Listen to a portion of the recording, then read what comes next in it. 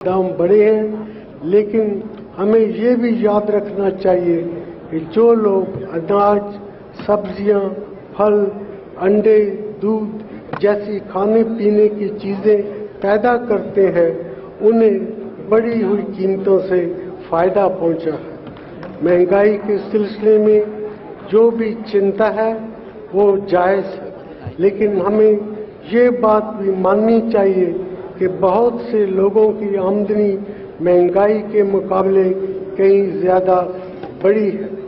ये इस बात से पता चलता है कि ग्रामीण इलाकों में रियल पर कैपिटा कंजम्पशन और रियल वेजेस दोनों में इजाफा हुआ है। कीमतों को नियंत्रण में रखने के लिए जरूरत इस बात की है कि हम आपूर्ति को बढ़ाएं और मार्केटिंग, ट्रांसपोर्ट और स्टोरेज की व्यवस्था को बेहतर बनाएं। इन कोशिशों में राज्य सरकारों की भूमिका अहम है। हमारी सार्वजनिक वितरण व्यवस्था हमारी आबादी के एक बड़े हिस्से को कम दरों पर खाने पीने की वस्तुएं उपलब्ध कराती हैं और इन चीजों की बढ़ती हुई कीमतों से काफी हद तक लोगों को बचाती हैं। गरीबों के हित को ध्यान में रखते हुए हमने पीडीएस से दी जाने वाली चीजों के दाम पिछले 10 सालों में एक बार भी नहीं बढ़ाए। भाई और बहनों,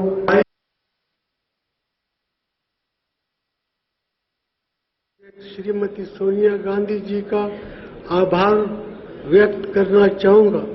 उनके नेतृत्व और मार्गदर्शन से यूपीए सरकार को हमेशा बल मिला है। समाज के कमजोर तबकों और सामाजिक और आर्थिक न्याय के लिए सोनिया जी की जो कमिटमेंट है, उससे सरकार को हमेशा प्रेरणा मिलती रही है।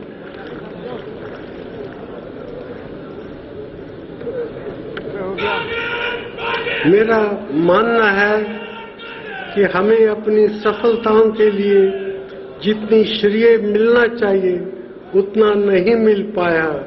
इसकी वजह यह है कि पिछले 10 सालों में तेज आर्थिक विकास, सामाजिक बदलाव और राजनीतिक सशक्तिकरण के कारण हमारे नौजवानों में नई उम्मीदें पैदा हुई हैं।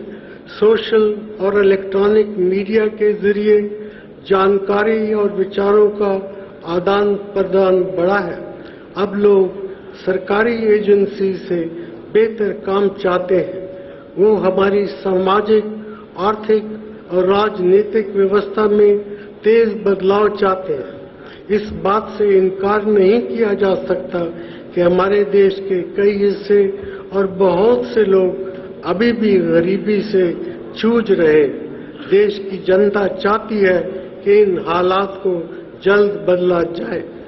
ऐसे माहौल में ये कोई आश्चर्य की बात नहीं है कि सरकार पर इस बात का दबाव बने कि वो बेहतर काम करे और देश के नागरिकों को बेहतर सुविधाएं उपलब्ध कराए। भ्रष्टाचार एक ऐसा मुद्दा है जिस पर हमारे देश की जनता खास तौर पर चिंतित है। हमारी सरकार पर ये इल्जाम अक्सर लगाया जाता है कि हमने भ्रष्टाचार कम करने की पूरी कोशिश नहीं की, लेकिन सच्चाई तो ये है कि हमने सरकार के कामकाज में पारदर्शिता और जवाबदेही लाने के लिए जितना काम किया है उतना कभी भी पहले नहीं हुआ। सूचना के आधार के जरिए आज आम आदमी सरकारी कामकाज के बारे में जानकारी हासिल कर सकता है। इससे भ्रष्टाचार रोकने और गड़बड़ी का पता करने में मदद मिल रही है। लोकपाल कानून भ्रष्टाचार पर काबू पाने की दिशा में एक बहुत बड़ा कदम है। हमने संसद में सरकारी खरीद बिल प्रस्तुत किया है, जिसके जरिए सरकारी खरीद और ठेके देने के काम को और पारदर्शी बनाया जा सकेगा। नया लैंड एक्विजिशन कानून उन लोगों को राहत और फायदा पहुंचाएगा जिनकी जमीनें महत्वपूर्ण प्रोजेक्ट के लिए पब्लिक इंटरेस्ट में ली जाती हैं। ये पुराने कानून से कहीं ज्यादा अच्छा। जहां तक स्पेक्ट्रम और कोयले के एलोकेशन का सवाल है, हमने शुरू में इन क्षेत्रों में पहले से चली आ रही व्यवस्था को जारी रखा। इस प्रक्रिया में घोटाले के जो भी आरोप लगे हैं उन पर कानून के तहत कार्रवाई शुरू की गई। लेकिन ज्यादा महत्वपूर्ण बात तो यह है कि हमने एलोकेशन की व्यवस्था को पूरी तरह बदल दिया है। अब स्पेक्ट्रम और कोयला दोनों का एलोकेशन सिर्फ नीलामी के जरिए किया जा रहा है। भविष्य में इन क्षेत्रों में कोई घोटाला होना संभव ही नहीं होगा।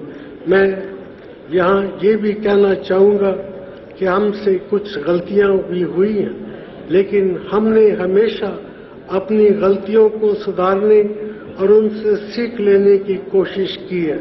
हमारी नीयत हमेशा साफ रही है। भाई और बहनों, हमने पिछले 10 सालों में जो सफलताएं प्राप्त की हैं, उन्हें हम मौके मिलने पर आगे भी जारी रखेंगे। साथ ही हमें उन क्षेत्रों में सुधार लाना होगा जहां हमारा प्रदर्शन कमजोर रहा है। देश में सामाजिक बदलाव, आर्थिक विकास और आम आदमी के सशक्तिकरण की दिशा जो काम हमने पिछले 10 सालों में किया है, उसे अगर बढ़ाया जाता है तो भारत अगले 10-15 सालों में एक मिडिल इनकम देश बनकर आगे बढ़ सकता है। आर्थिक एजेंडे के साथ साथ हमें अपनी ओर से एक ऐसा सामाजिक और राजनीतिक एजेंडा प्रस्तुत करना चाहिए जो कांग्रेस पार्टी के बुनियादी आदर्शों पर आधारित हो। इसमें हमें धर्मनिरपेक्ष और सहनशील नजरिए पर खास तौर पर जोर देना चाहिए। सच्चाई ये है कि भारत बड़े परिवर्तनों के दौर से गुजर रहा है। हमारे पड़ोस और खुद हमारी राजनीति में इस वक्त तनाव है। हमारी अर्थव्यवस्था भी कठिनाइयों का सामना कर रही है। केवल नारे लगाने से ये समस्याएं हल नहीं होंगी। इनको हल करने के लिए सूझबूझ और अनुभव चाहिए। देश में एक स्टेबल राजनीतिक माहौल की जरूरत है। बहुत से राष्ट्रीय मुद्दों पर आम सहमति बनाने की जरूरत है। हमारे देश में इंक्लूसिव राजनीति आज शायद पहले से कहीं ज्यादा जरूरी है। एक ऐसी विचारधारा जो देश के हर क्षेत्र और समाज के हर तबके को साथ लेकर चलने में विश्वास रखती हो। ये सब सिर्फ कांग्रेस पार्टी के ही पास है और ये बात हमें अगले चुनाव से पहले जनता को फिर से बतानी होगी। भाई और बहनों, श्रीमती सोनिया गांधी जी ने साल 1998 से हमारी पार्टी की बागडोर संभालकर बहुत कुशलता से हमारा नेतृत्व किया है। हमारी पार्टी का भविष्य और भी उज्जवल है। हमारे उपाध्यक्ष राहुल जी के काम से पार्टी में नया उत्साह और नई एनर्जी आएगी। कांग्रेस के बुनियादी आदर्शों और मूल्यों पर वो जोर दे रहे हैं, उससे निश्चय ही हम सफलता की नई ऊंचाइयां छूएंगे। मुझे इस बात में जरा भी शक नहीं है कि राहुल जी के नेतृत्व में 2014 के आम चुनाव के कैंपेन में हमें पूरी कामयाबी मिलेगी। धन्यवाद। जय हिंद।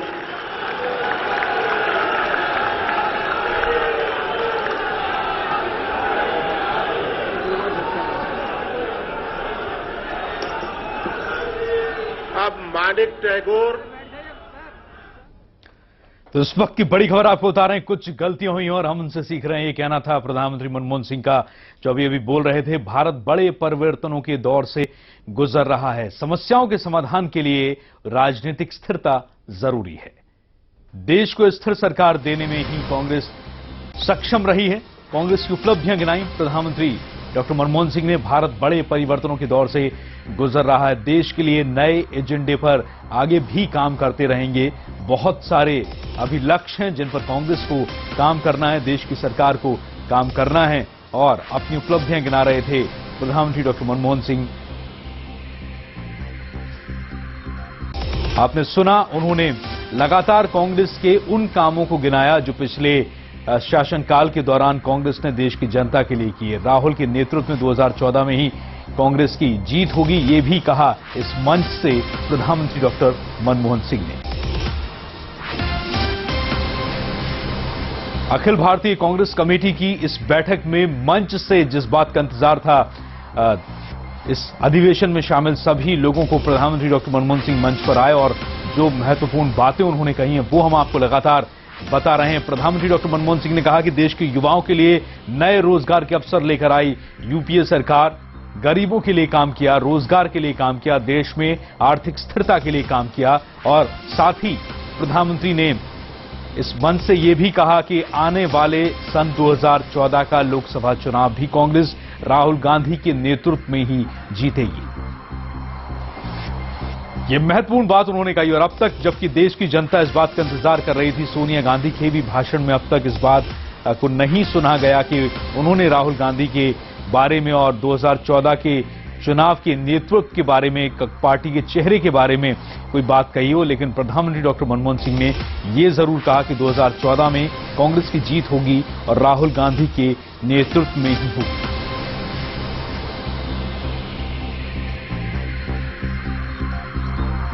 इस वक्त की एक बड़ी खबर आपको बता रहे हैं। अखिल भारतीय कांग्रेस कमेटी की ये बैठक, ये अधिवेशन जो कि चल रहा है, और इसमें प्रधानमंत्री डॉक्टर मनमोहन सिंह ने मंच से जो महत्वपूर्ण बातें कही हैं वो हम आपको बता रहे हैं। प्रधानमंत्री डॉक्टर मनमोहन सिंह ने यूपीए सरकार की उपलब्धियों को गिनाया और साथ ही कहा कि देश की यूपीए सरकार ने गरीबों के लिए काम किया, मनरेगा जैसी योजनाएं लेकर आई। और आइए एक बार फिर से आपको सुनाते हैं वो महत्वपूर्ण बातें जो प्रधानमंत्री डॉक्टर मनमोहन सिंह ने अखिल भारतीय कांग्रेस कमेटी की बैठक के इस मंच से कही। महिलाओं की सुरक्षा का मुद्दा बराबर चर्चा में रहा। हमारी सरकार ने इस विषय में ठोस कदम उठाए। काम करने वाली जगह पे सेक्सुअल हैरेसमेंट से निपटने के लिए एक नया कानून बनाया गया। महिलाओं के खिलाफ सेक्सुअल ऑफेंसेस के लिए दी जाने वाली सजा को और कड़ा किया है। विकास की गति सिर्फ हमारे देश में कमी नहीं हुई, दुनिया भर में मंदी आई। खराब असर चीन सहित दूसरे विकासशील देशों पर भी पड़ा है। हम ये मानते हैं कि हमारी विकास दर कम करने के लिए कई घरेलू कारण भी जिम्मेवार हैं। इंफ्रास्ट्रक्चर प्रोजेक्ट्स को तेजी से मंजूरी नहीं मिल पाए। सरकार के अधिकारी फैसला करने में झिझक रहे हैं क्योंकि उन्हें डर है कि उनके फैसलों पर सीएजी द्वारा सवाल उठाए जाएंगे। हम इन रुकावटों को दूर करने की कोशिश कर रहे हैं।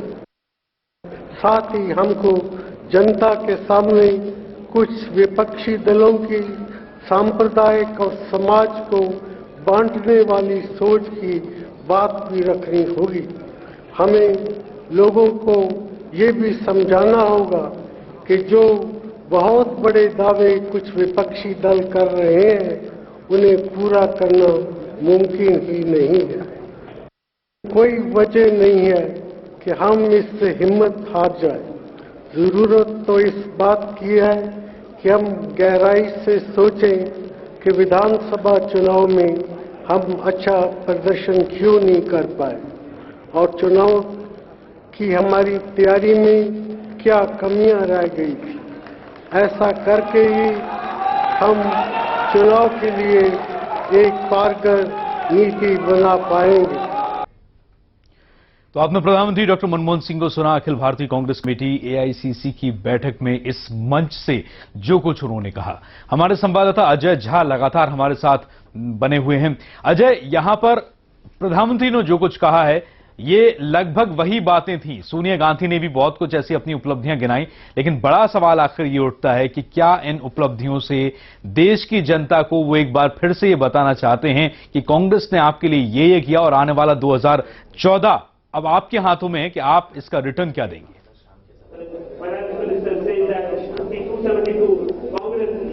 जी, अपना सवाल दोहराएं। अजय, महत्वपूर्ण बातें जो प्रधानमंत्री डॉक्टर मनमोहन सिंह ने एआईसीसी की बैठक के इस मंच से दोहराई हैं, लगभग ये वही बातें थी। सोनिया गांधी की भी भाषण में बहुत कुछ ये देखने को मिला था कि लगातार यूपीए सरकार की उपलब्धियों को गिनाया प्रधानमंत्री डॉक्टर मनमोहन सिंह ने भी, सोनिया गांधी ने भी। और क्या यह संदेश देने की कोशिश है कि आपके लिए हमने ये किया और 2014 आपके हाथ में है तो इसे लौटाइए?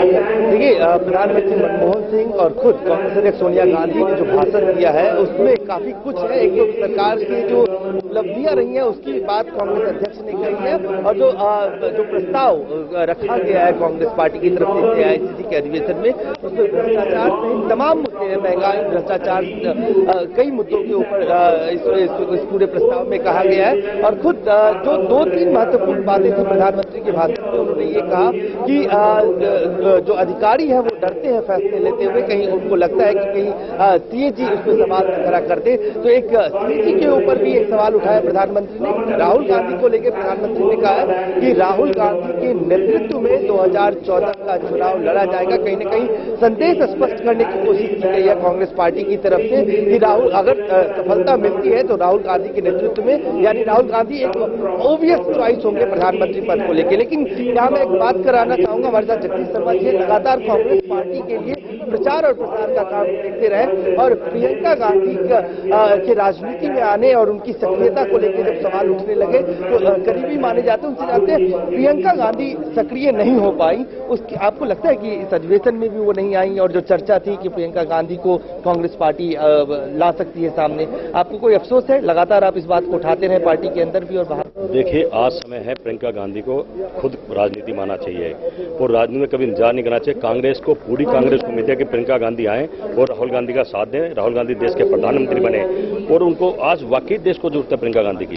लेकिन पार्टी तो मना करे, पार्टी ये करे, खुद राहुल गांधी ने ये कहा कि वो सिर्फ अमेठी और रायबरेली तक सीमित रखी। लेकिन जो खबर इस बार आ रही है कि सोनिया गांधी और राहुल गांधी की जितने टूर प्रोग्राम बनेंगे, जो स्ट्रेटेजी बनेगी, और जिस तरह से एक्टिवनेस बढ़ गया भारत तुगलक लेन पे लगातार वो रोज आती हैं, क्या ये संकेत है कि 2014 के चुनाव से पहले प्रियंका गांधी और ज्यादा सक्रिय होंगी? देखिए, सच्चाई बात है प्रियंका गांधी जन्म से राजनीति में सक्रिय है और वो पर्दे के पीछे राहुल जी हर तरह सलाह मुशर्रा सोनिया जी साथ करती हैं, पार्टी के लिए बताती हैं।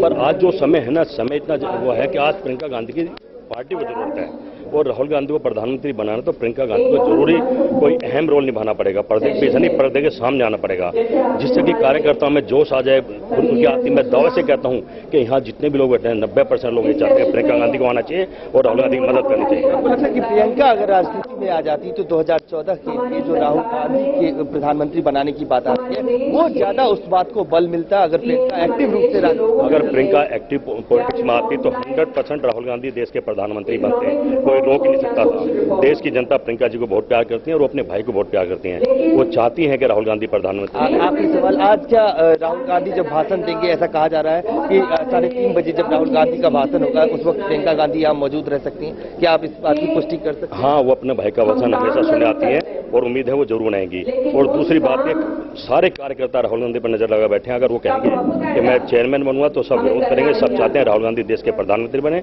और अभी डिक्लेयर हो गए वो प्रधानमंत्री, सबकी यही डिमांड रहेगी। जी बिल्कुल, बहुत शुक्रिया आपका अजय झा हमारे साथ बातचीत में जुड़ने के लिए। इस खबर को हम तक पहुंचाने के लिए आपका तो बड़ा सवाल आखिर यही, कार्यकर्ताओं को भी आपने सुना, उनकी इच्छा है कि राहुल गांधी प्रधानमंत्री बने, लेकिन इस तरीके की कोई भी घोषणा अब तक एआईसीसी की इस मंच से नहीं हुई और ना ही बात सोनिया गांधी के भाषण में, बल्कि मनमोहन सिंह के भाषण में भी, प्रधानमंत्री के भाषण में भी नहीं सुनने को मिली है। यहां पर फिलहाल रुकना एक छोटे से ब्रेक के लिए, कुछ ही पलों में लौटेंगे।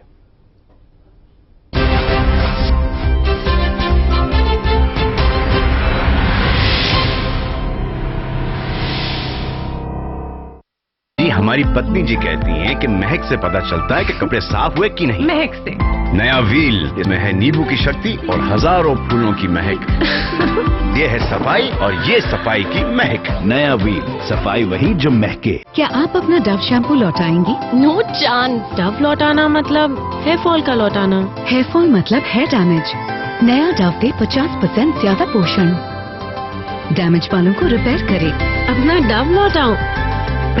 कभी नहीं। नया डव शैम्पू आपके बालों के लिए अनमोल है।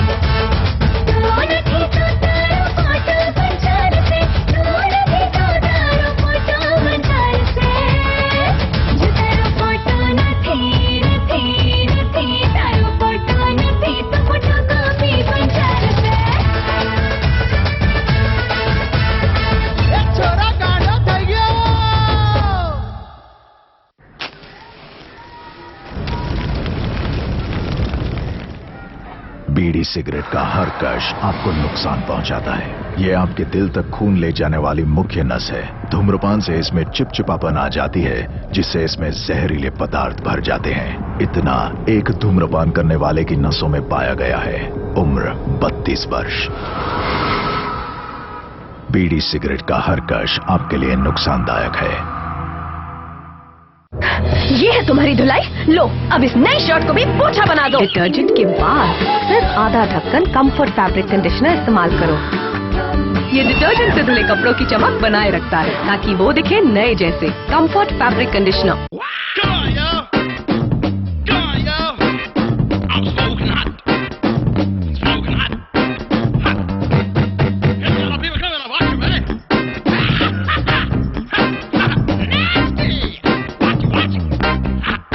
Score more with X Blast.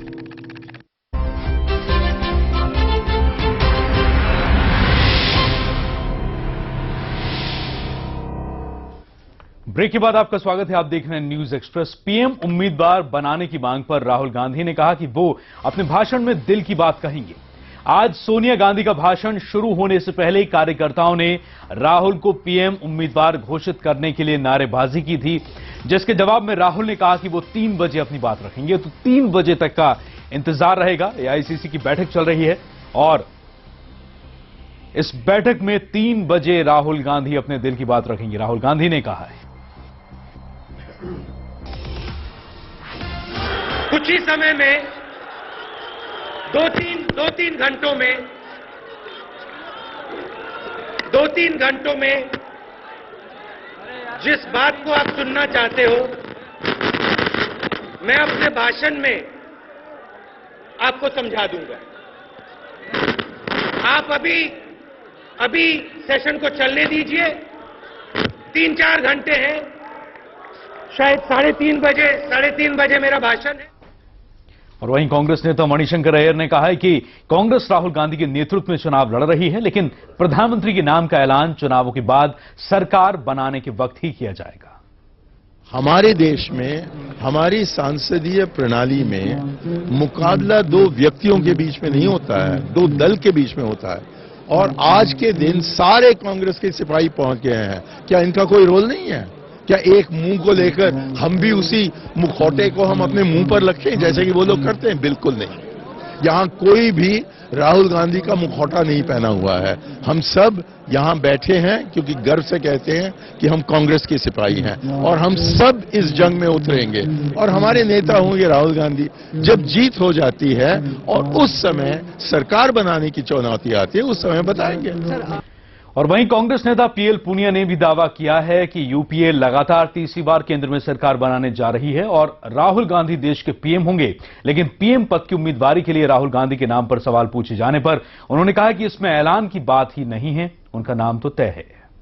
नाम तो डिक्लेयर है ही है। चुनाव प्रचार के लिए उनको पूरी जिम्मेवारी सौंपी है और उसके लिए कोई हमारा दूसरा कैंडिडेट नहीं है। पूरा देश जानता है, पूरी पार्टी जानती है कि राहुल जी हमारे सर्वमान्य नेता हैं। हम सरकार बनाने की स्थिति में आएंगे तो राहुल जी प्रधानमंत्री बनेंगे और मुझे पूरी उम्मीद है कांग्रेस बहुत अच्छा करने जा रही है और यूपीए 2 और यूपीए 1 के परफॉर्मेंस देके यूपीए 3 भी सरकार हमारी बनेगी और राहुल जी प्रधानमंत्री बनेंगे।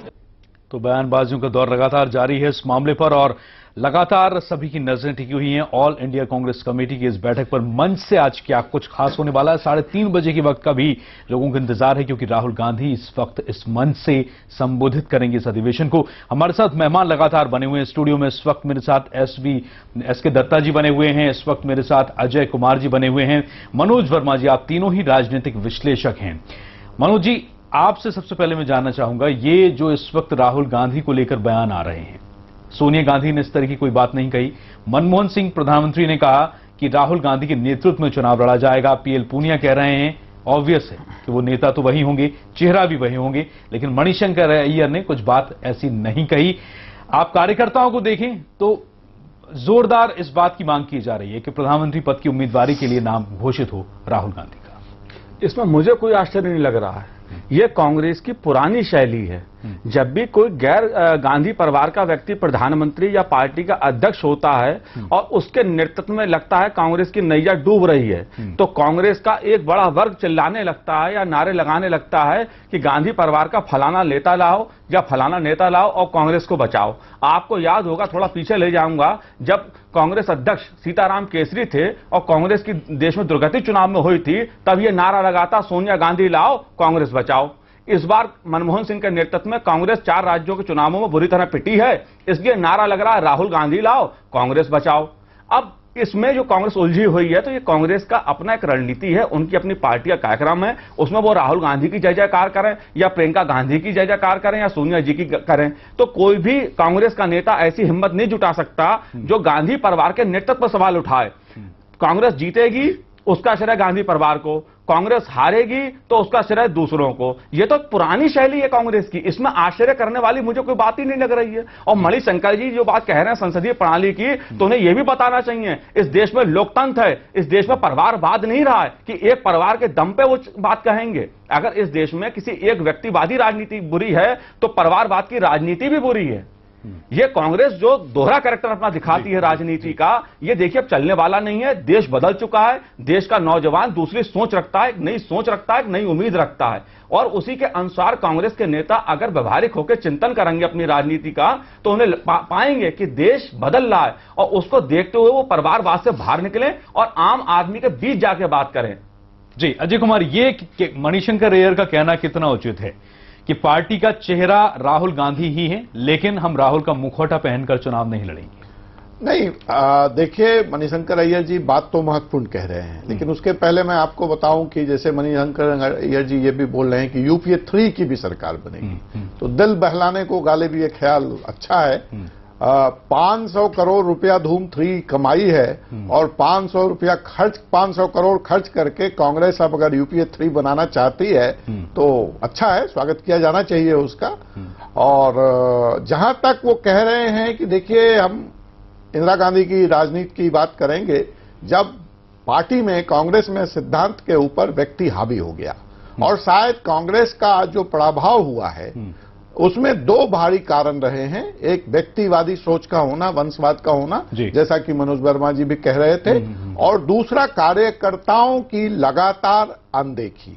जिन कार्यकर्ताओं को आज आप आम जनता, आम आदमी वगैरह वगैरह कह रहे हैं, दरवाजे कांग्रेस के बड़े नेताओं के इन कार्यकर्ताओं के लिए बंद होते गए, ये जनता से बिल्कुल डिस्कनेक्ट होते गए, जो राहुल गांधी ने स्वीकार भी किया दिल्ली के हार के बाद। और मुझे जो लगता है कि आज कांग्रेस को भाजपा से फाइट करना तो दूर की बात है, आम आदमी से फाइट करना दूर की बात है, कांग्रेस को इस वक्त कांग्रेस से ही फाइट करने की जरूरत है।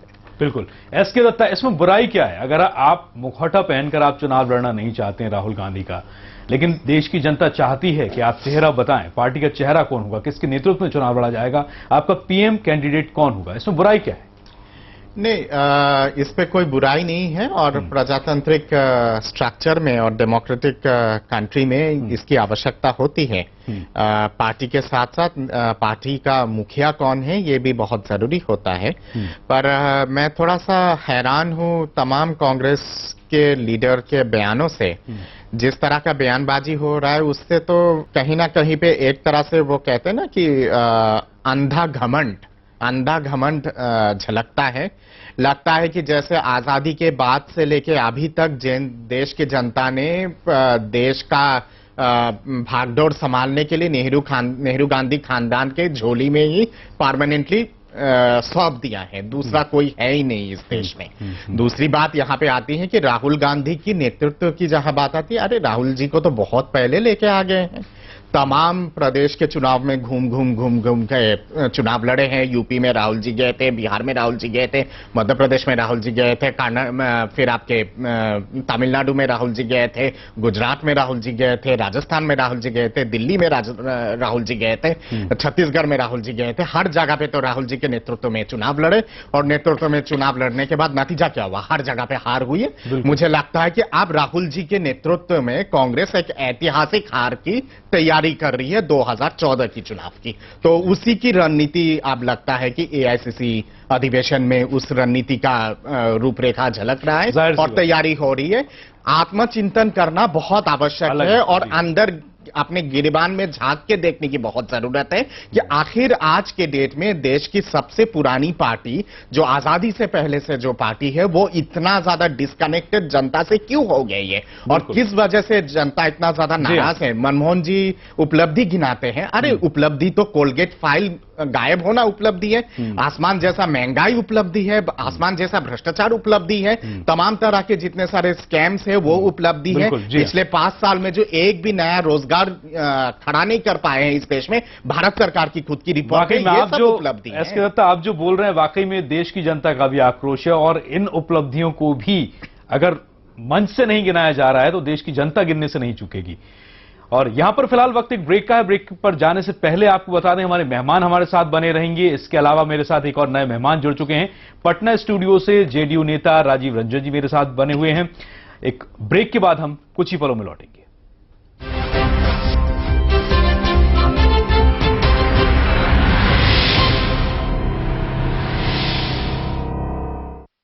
हमारी पत्नी जी कहती हैं कि महक से पता चलता है कि कपड़े साफ हुए कि नहीं। महक से। नया व्हील, इसमें है नींबू की शक्ति और हजारों फूलों की महक। ये है सफाई और ये सफाई की महक। नया व्हील, सफाई वही जो महके। मैं सलोनी को लेने आई हूँ। कोई लड़के वड़के तो नहीं है ना? सिर्फ 3 लड़के होंगे।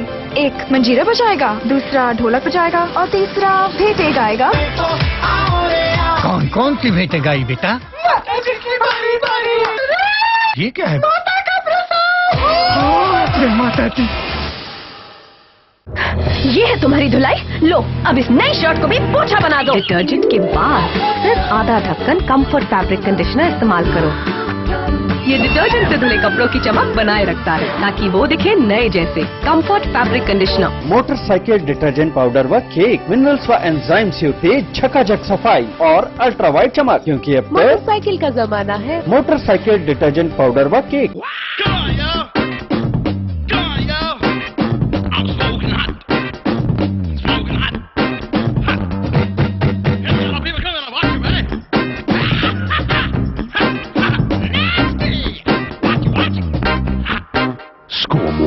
With X Blast. कॉफी? क्या हुआ? शाम को कजन की शादी पे जाना है। मॉम ने दिल्ली से ये साड़ी भेजी है। तो प्रॉब्लम क्या है? साड़ी पहनना आता किसको है? हंस क्या रहे हो? Not funny all right. किसको फोन करूं? उसी को। तुम साड़ी? कॉलेज में मैंने सीता का रोल किया था। मुझे तो पता ही नहीं था। अरे और बहुत कुछ है जानने को। मेरे साथ वक्त बताओगी तो पता चलेगा। थोड़ा ब्रू टाइम निकालिए, अपनों को और करीब से जानिए। Bru Gold 100% pure coffee.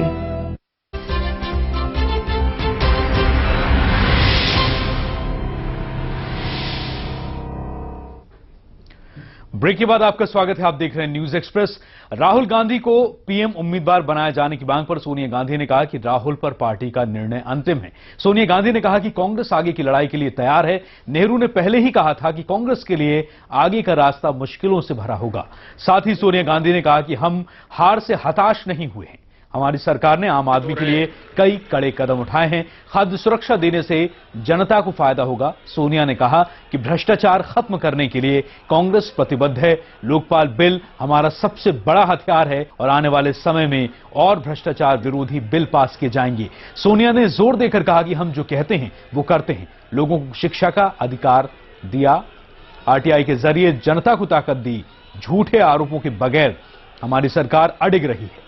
हमारी सरकार से ज्यादा काम किसी और सरकार ने नहीं किया, सोनिया गांधी ने कहा। लेकिन बीजेपी पर करारा हमला करते हुए सोनिया गांधी ने कहा कि सांप्रदायिक शक्तियां देश के लिए सबसे बड़ा खतरा हैं, लेकिन कांग्रेस का रास्ता जोड़ने वाला रहा है। ये कट्टरता और द्वेष फैलाने का है। यह एकता के नाम पर एक रूपता थोपने का है। यह दिखावटी नरमी के नकाब के पीछे अपना असली चेहरा छिपाने का है। यह हमारे नेताओं की निंदा करने और उनके ऊपर झूठे आरोप लगाने का है और यहां तक कि यह रास्ता हिंसा भड़काने का है। इस तरह की विचारधारा को कैसे बर्दाश्त किया जा सकता है? एक कांग्रेसजन के रूप में हमें ये कहते हुए गर्व होना चाहिए कि हमने इस तरह की सांप्रदायिक विचारधाराओं को के साथ कभी समझौता नहीं किया। इनके खिलाफ हमेशा संघर्ष किया है। सेक्युलर रूप और प्रकृति ही हमारे देश की सबसे बड़ी पहचान है। इसमें सबकी अवस्थाओं के लिए बराबर सम्मान है। इसी से हमारी भावना की एकता को हमेशा पोषण और शक्ति मिली। हमारे लिए सेक्युलरिज्म यानी सर्वधर्म समभाव कोई चुनावी मजबूरी नहीं है। हमारे लिए ये एक गहरी आस्था का विषय है।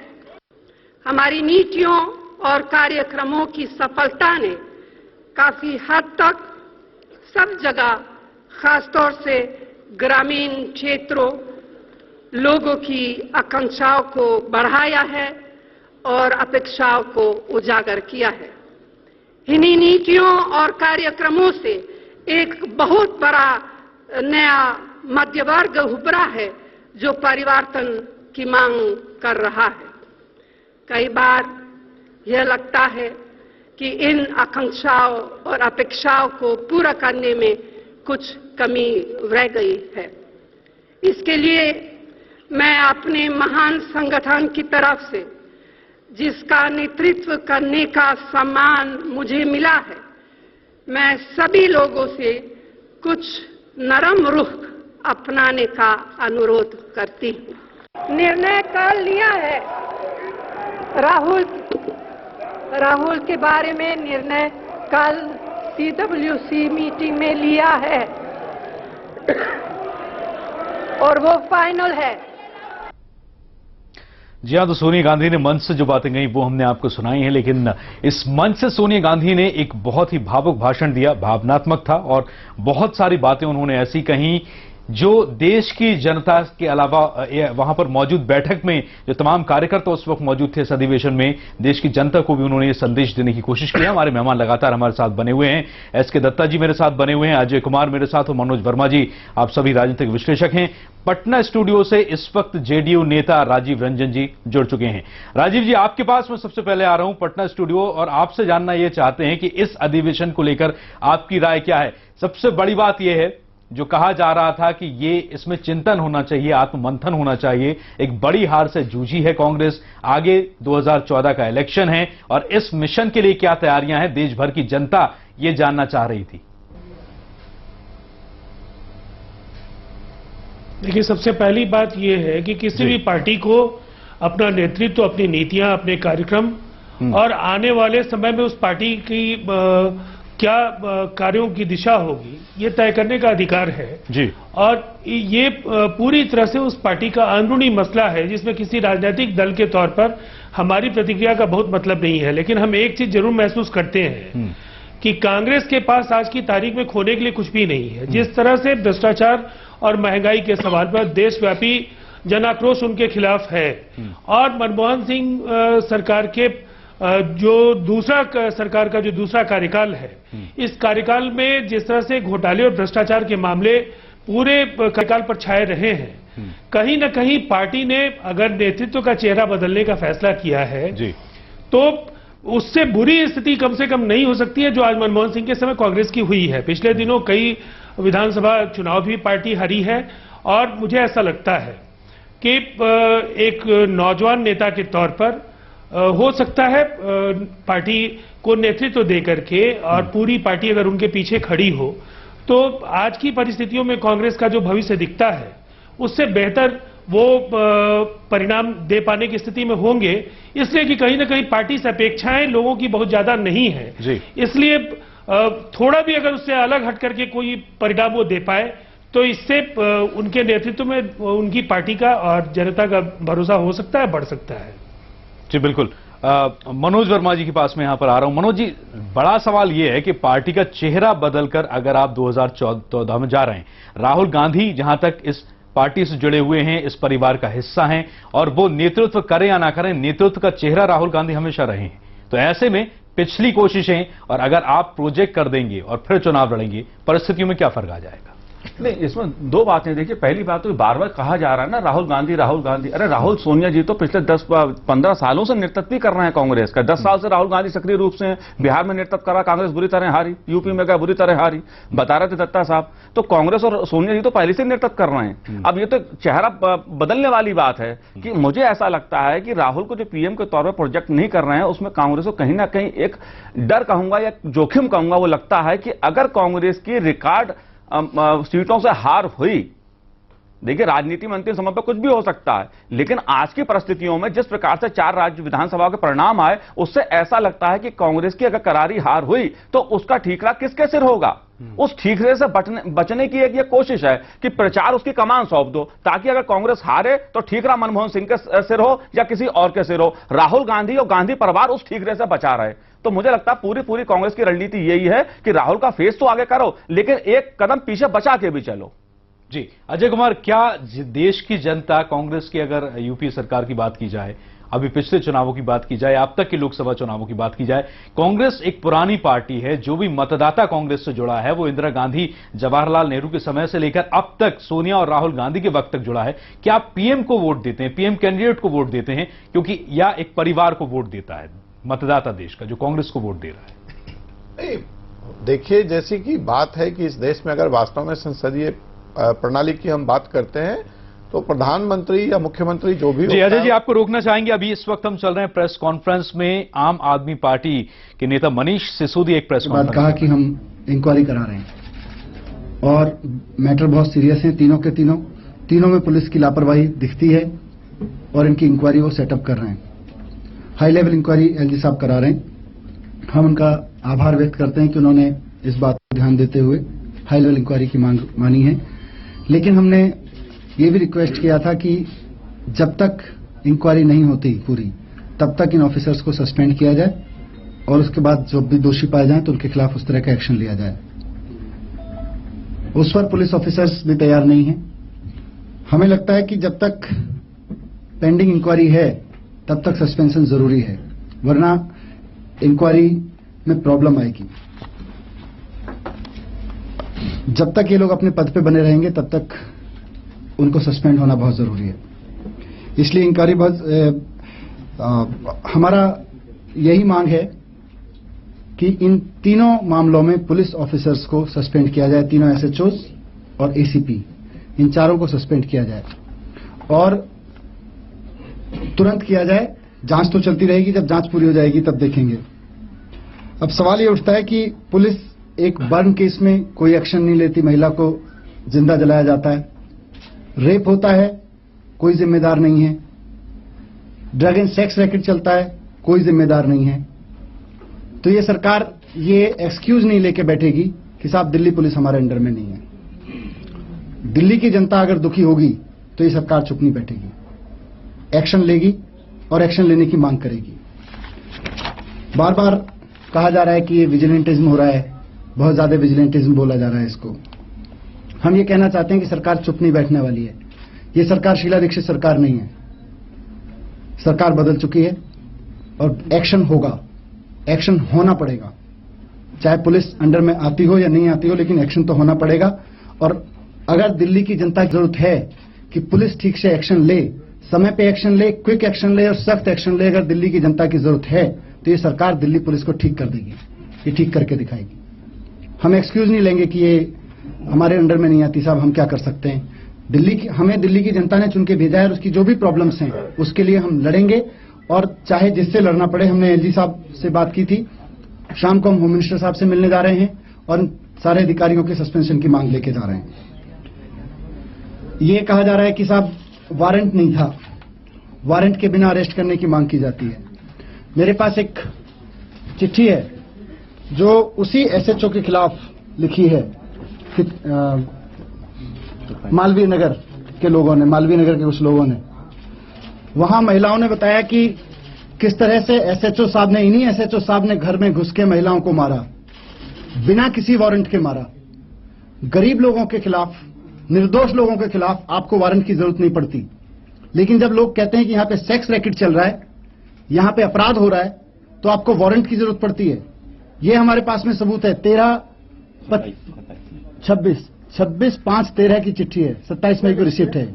ये मालवीय नगर के लोगों ने लिखी है, माननीय गृह मंत्री होम मिनिस्ट्री को लिखी हुई है, कंप्लेंट की हुई है, इन्हीं एसएचओ साहब के खिलाफ कंप्लेंट की हुई है। 27 मई 2013 को ये पोस्ट है। इसमें साफ साफ पता चलता है कि किस तरह से पुलिस बिना वारंट के गरीब लोगों के घर में घुस जाती है। गरीब लोगों को मारना हो, झुग्गी वालों को मारना हो, उजाड़ना हो, कोई वारंट नहीं चाहिए। लेकिन अगर सेक्स रैकेट को पकड़ने के लिए, ड्रगिस्ट को पकड़ने के लिए आपको एक्शन लेने के लिए लोग कहते हैं, तो आपको फिर कहते हैं वारंट नहीं है। और वारंट की जरूरत क्या है? अगर कहीं ड्रग्स का काला कारोबार हो रहा है तो नारकोटिक्स एक्ट का सेक्शन 42 साफ साफ कहता है कि उसके लिए वारंट की जरूरत नहीं है, आपको एक्शन लेना चाहिए। और फिर चलिए वारंट चाहिए भी था तो आप वारंट मंगा सकते हैं, आप उस बिल्डिंग को कॉर्डन करके आप वारंट मंगा सकते हैं। आज तो 48 घंटे हो गए, 48 घंटे बाद भी वारंट नहीं है। वहां पे रैकेट चल रहा है, वहां पे अपराध हो रहा है, और आपने क्या किया अभी तक? तो हमारा सिर्फ ये कहना है कि दिल्ली पुलिस से दिल्ली की जनता का भरोसा उठा हुआ है। जनता बिल्कुल भरोसा नहीं कर रही है पुलिस पे, उसको लगता नहीं कि कुछ होगा, और सरकार चुप नहीं बैठेगी। मैं फिर से कह रहा हूं कि ये शीला दीक्षित जी की सरकार नहीं है, सरकार बदल चुकी है और सरकार एक्शन लेगी। पुलिस को एक्शन लेना पड़ेगा, पुलिस एक्शन नहीं लेगी तो ये सरकार पुलिस को ठीक करेगी। वन बाय हम जा रहे हैं होम मिनिस्टर साहब के पास। आपने एक करके आपने एलजी साहब से मुलाकात की, आपने कहा कि आपकी मांगे मान ली गई। ये हाई लेवल तो क्या सस्पेंड करने की जो आप बात कर रहे हैं वो एलजी साहब ने नहीं मानी, इसलिए आप शिंदे साहब से मिलने जा रहे हैं, क्या रीजन है? बिल्कुल, इसीलिए वहां पर इनको सस्पेंड करना बहुत जरूरी है। सस्पेंड किए बिना पेंडिंग इंक्वायरी सक्सेसफुल नहीं हो सकती है, इसलिए इनको सस्पेंड करना बहुत जरूरी है। और ये सस्पेंड करना इसलिए भी जरूरी है कि दिल्ली की जनता को एक मैसेज जाना चाहिए कि अगर पुलिस वाले उनकी किसी जरूरत के हिसाब से एक्शन नहीं लेंगे तो उनके ऊपर एक्शन होता है। एलजी साहब ने सस्पेंड में क्या कहा? उन्होंने कहा कि सस्पेंड वो नहीं करना चाहते, लेकिन वो इंक्वायरी, हाई लेवल इंक्वायरी करा रहे हैं, वो बताएंगे वहां से। में कुछ कहा होगा, कमिश्नर भी मौजूद थे वहां पर, उन्होंने क्या पक्ष रखा जिसके कारण? कमिश्नर साहब का वर्जन था कि साहब इस समय सस्पेंड करना मुश्किल हो जाएगा। लेकिन एक एक करके तो आपने अभी प्रेस कॉन्फ्रेंस देखी है। प्रेस कॉन्फ्रेंस थी आप नेता मनीष सिसोदिया की, और दिल्ली में पुलिसकर्मियों को सस्पेंड करने को लेकर ये प्रेस कॉन्फ्रेंस कर रहे थे मनीष सिसोदिया, जिन्होंने कहा है कि इसके लिए वो उपराज्यपाल से मिलेंगे और कोशिश करेंगे कि जिन पुलिसकर्मियों के ऊपर आरोप है उन्हें फिलहाल सस्पेंड किया जाए। और उच्च स्तरीय जांच की जो बात राज्यपाल ने कही है, आश्वासन दिया है, वो जांच चलती रहेगी, लेकिन पुलिस वालों को सस्पेंड किया जाना चाहिए। यहां पर फिलहाल रुकेंगे एक छोटे से ब्रेक के लिए, कुछ ही पलों में लौटेंगे।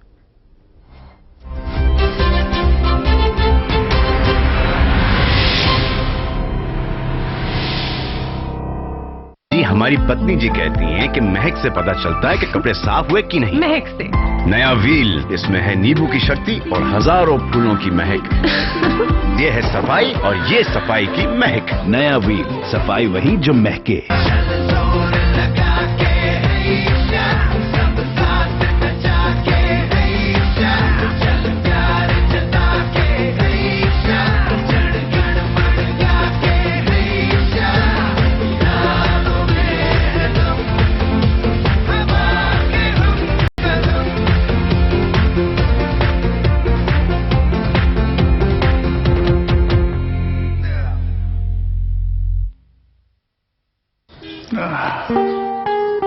हम जल्दी वापस आ जाएंगे, ओके?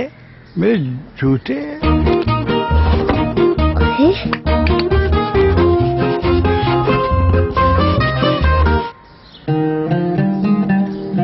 अरे इसके हाथों ने तो कमाल कर दिया। तुम्हारे हाथों का काम तो बढ़ा दिया। नहीं माँ, इजी है। सर्फ एक्सेल इजी वॉश, ये तुरंत खुले और इसके 10 हाथों की शक्ति जिद्दी दाग आसानी से निकाले। पापा को भी चाहिए 10 हाथ। Surf Excel easy wash. मेरा भरोसा है केश किंग आयुर्वेदिक तेल, जो बना है 16 खास आयुर्वेदिक तत्वों से। केश किंग रखे मेरे बालों का ख्याल और बनाए उन्हें लंबा, काला और घना। Kesh king, the king of hair oils.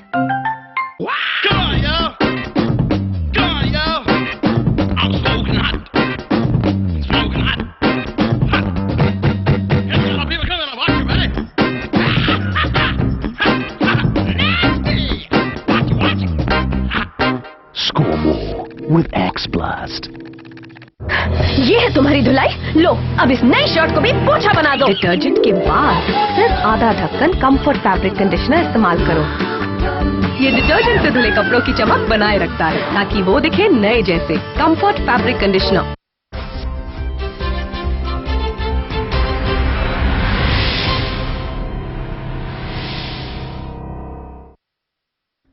Break के बाद आपका स्वागत है। आप देख रहे हैं न्यूज एक्सप्रेस। मणिशंकर अय्यर ने बीजेपी को मुख्य विपक्षी दल मानने से इनकार करते हुए उसके पीएम उम्मीदवार नरेंद्र मोदी पर निशाना साधा है। उन्होंने बीजेपी के लिए उल्लूपन की पार्टी जैसे शब्दों का इस्तेमाल करते हुए कहा कि इस पार्टी ने मोदी को अपना उम्मीदवार बनाया है।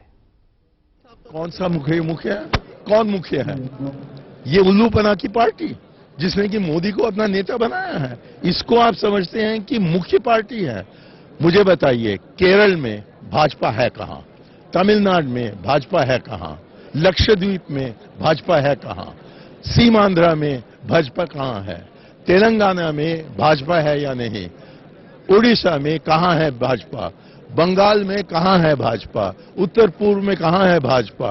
पर आप लोग सोचते हैं कि ये मुख्य विकल्प है। ये कोई विकल्प ही नहीं है। और मणिशंकर अय्यर के बयान पर बीजेपी ने भी पलटवार किया है। बीजेपी नेता मीनाक्षी लेखी ने कहा है कि मणिशंकर अय्यर ने अभद्र भाषा का प्रयोग किया है।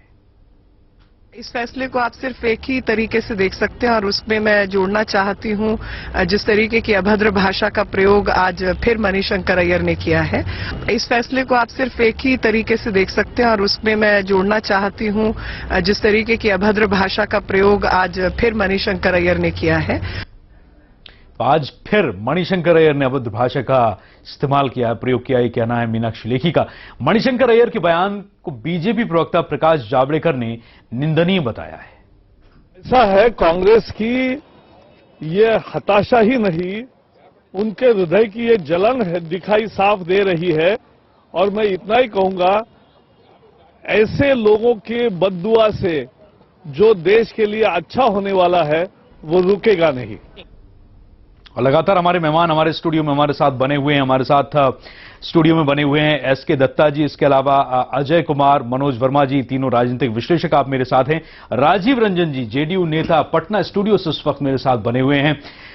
आप सभी से, राजनीतिक विश्लेषज्ञ हैं आप तीनों, आप सभी से हमने इस अभद्र भाषा पर बात की है। बीजेपी की प्रतिक्रियाओं पर पहले भी मैंने आपका रुख जाना इस पर।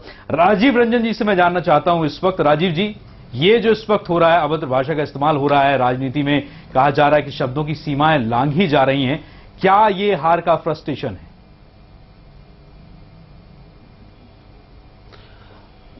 देखिए, इसको अगर इस नजरिए से देखें तो शब्दों के चयन में सावधानी राजनेताओं को जरूर बरतनी चाहिए और भारतीय जनता पार्टी के नेताओं को तो निश्चित तौर पर मणिशंकर अय्यर जी पर पलटवार करने का पूरा अधिकार है, लेकिन राजनीति में शालीनता और मर्यादा की लक्ष्मण रेखा लांघने का काम जिस तरह से भारतीय जनता पार्टी ने बार बार किया है और अपने प्रतिस्पर्धियों प्रतिद्वंदियों पर जिस तरह से उन्होंने वार किए हैं, उससे इस तरह के बयानों का कोई बहुत औचित्य नहीं होता है कि जब उनके खिलाफ बातें आती हैं, शब्दों के चयन में हो सकता है मणिशंकर अय्यर जी ने सावधानी नहीं बरती हो, लेकिन जो सवाल उन्होंने उठाए हैं वो तो बिल्कुल सही है। उस पर प्रकाश जावड़ेकर जी को अपनी बात कहनी चाहिए थी, मीनाक्षी लेखी जी को अपनी बात कहनी चाहिए थी कि जिन राज्यों में उन्होंने कहा है कि भारतीय जनता पार्टी पूरी तरह से निष्प्रभावी है, न उनका कोई सांगठनिक आधार है, न कोई प्रभावी साझेदार है, तो ये तथ्य है और इस तथ्य को नकार नहीं सकती है भारतीय जनता पार्टी। और आज भी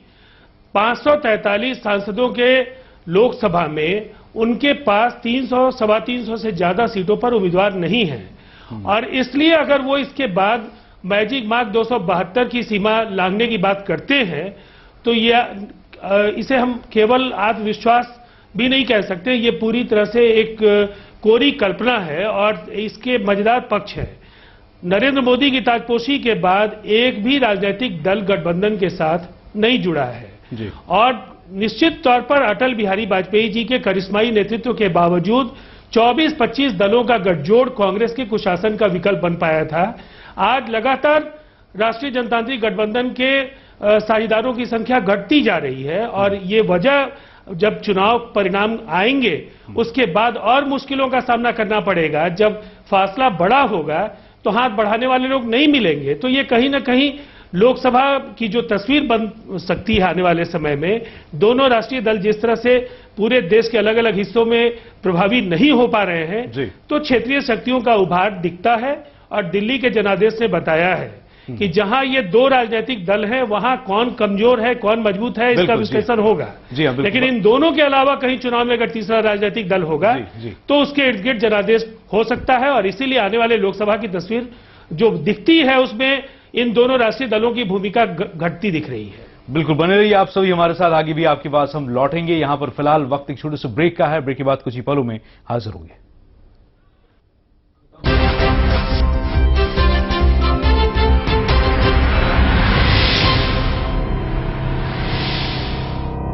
जी हमारी पत्नी जी कहती हैं कि महक से पता चलता है कि कपड़े साफ हुए कि नहीं। महक से नया व्हील, इसमें है नींबू की शक्ति और हजारों फूलों की महक। ये है सफाई और ये सफाई की महक। नया व्हील, सफाई वही जो महके। आज मेरी लाइफ का बस किसे यार, जेनी। पानी पानी पानी पानी पानी पानी। सर मेरी फैमिली फ्रेंड है सर, हम कजिन थे सर। उसके दांत में दर्द हो रहा था सर। सॉरी सर, इससे ज्यादा झूठ नहीं बोल पाऊंगा, करने दीजिए ना सर, मेरा फर्स्ट किस है। उंगली के इशारे से चले दुनिया प्यारे, काम चाहे जो भी हो यही काम आए। बिन बोले ही हर बात कह जाए, जिंदगी एक चुटकी में आसान बनाए, आसान बनाए। दिल में जो है वो ये बताए, तेरी मेरी सबकी जरूरत ये पूरी कर जाए। हम समझते हैं इस उंगली के इशारे को, इसलिए हम लाए हैं जन सेवा आपकी उंगली के इशारे पर।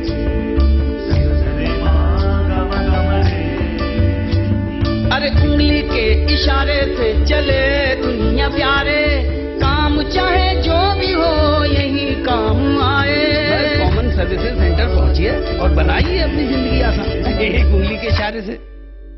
मुझे बवासीर है, खून भी आता है, लेकिन ऑपरेशन से डरता हूँ। वैद्य ऋषि का अर्श कल्पलो कैप्सूल और ट्यूब, 3 दिन 3 ही खुराक। 01125532553। अच्छा, क्या आप अपना डव शैम्पू लौटाएंगी? No chance. डव लौटाना मतलब हेयर फॉल का लौटाना। हेयर फॉल मतलब हेयर डैमेज।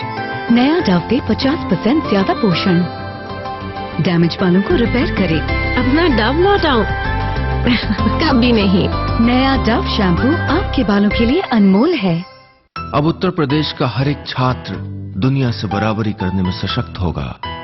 उत्तर प्रदेश सरकार ने वादा निभाया, लैपटॉप वितरण योजना शुरू हो गई है। हर इंटर पास छात्र अब इस योजना का लाभ उठा सकता है। सिर्फ लैपटॉप नहीं, यह है बेहतर शिक्षा का साधन। Great coffee deserves a great coffee mug. Now get a mug free with Brew Gold.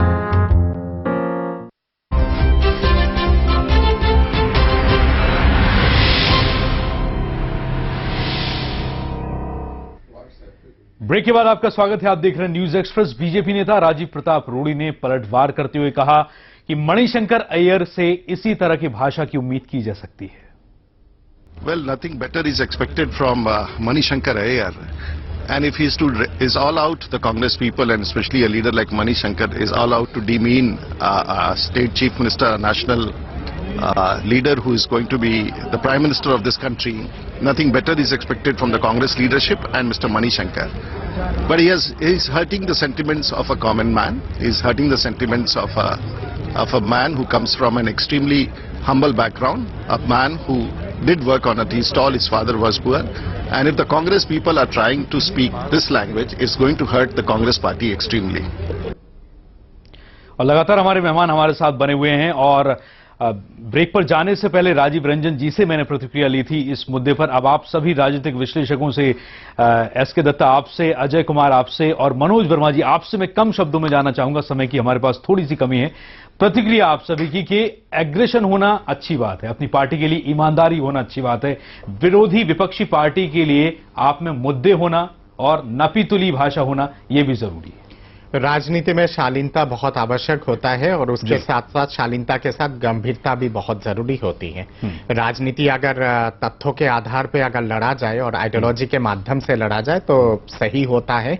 व्यक्तिवाद के ऊपर राजनीति अगर हो और पर्सनल स्लैंडरिंग और टिप्पणी अगर हो तो घातक है देश के लिए और ये प्रजातंत्र के हित में भी नहीं है।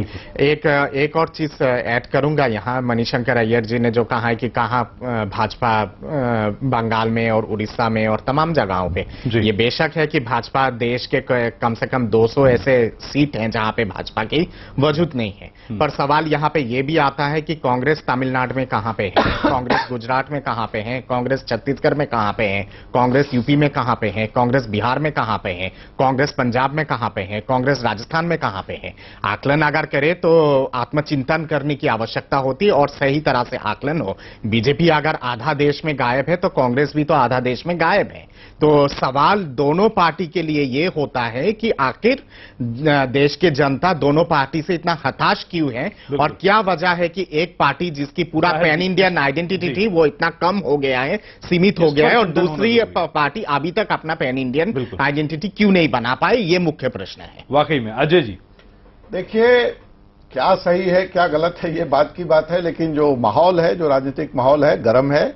इसमें आने वाले दिनों में इस तरह के चीजें बढ़ने जा रही हैं। आप मोदी जी का वह बयान भी याद कीजिए जब हिमाचल चुनाव में उन्होंने कहा था $50,000 की गर्लफ्रेंड और मुन्नी हुई बदनाम और सीला हुई जवान। तो ये सारी फवतियां और कवायदें राजनीति में थोड़ी दिलचस्पी भी पैदा करती रहती हैं ठंडी पड़ी राजनीति में। तो ये होने वाला है। अमेठी में अंडे और सड़े टमाटर और चप्पलों का दौड़ जारी है। तो माहौल चुनावी है, क्या सही है क्या गलत है यह मीडिया वालों के विश्लेषण का काम हो सकता है। राजनेता अपना काम पूरे जोर शोर से कर रहे हैं।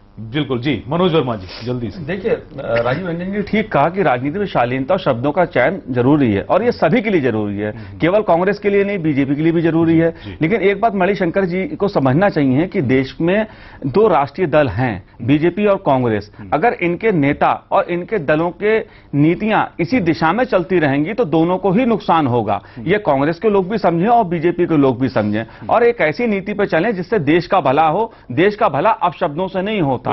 जी बहुत बहुत शुक्रिया आप सभी मेहमानों का हमारे साथ जुड़ने के लिए, इस चर्चा में शामिल होने के लिए, अपना कीमती वक्त हमें देने के लिए आप सभी का बहुत बहुत शुक्रिया। और अब नजर बनी रहेगी हमारी इस बैठक में, इस कांग्रेस के अखिल भारतीय कांग्रेस के राष्ट्रीय अधिवेशन में जो राहुल गांधी का भाषण होने वाला है 3 बजे, और क्या कुछ राहुल कहेंगे इस भाषण में, क्योंकि वो कहेंगे अपने दिल की बात। इस पर नजर हमारी बनी रहेगी। फिलहाल यहां पर वक्त एक छोटे से ब्रेक का है, फौरन हाजिर होंगे।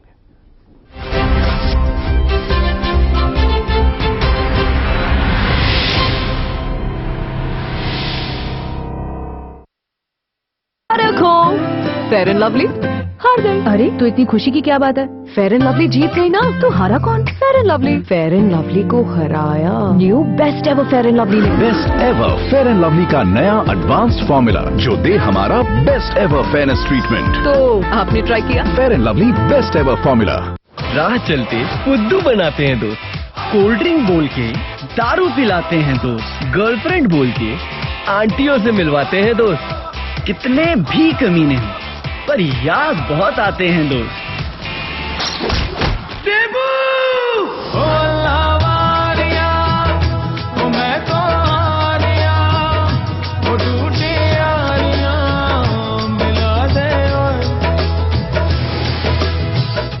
क्या आप अपना डव शैम्पू लौटाएंगी? नो चांस, कभी नहीं।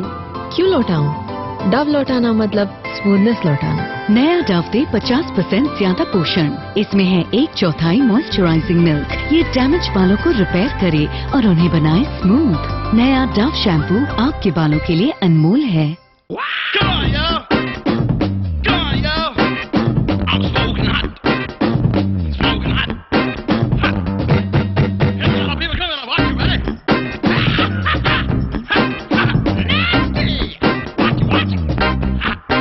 Score more with X Blast.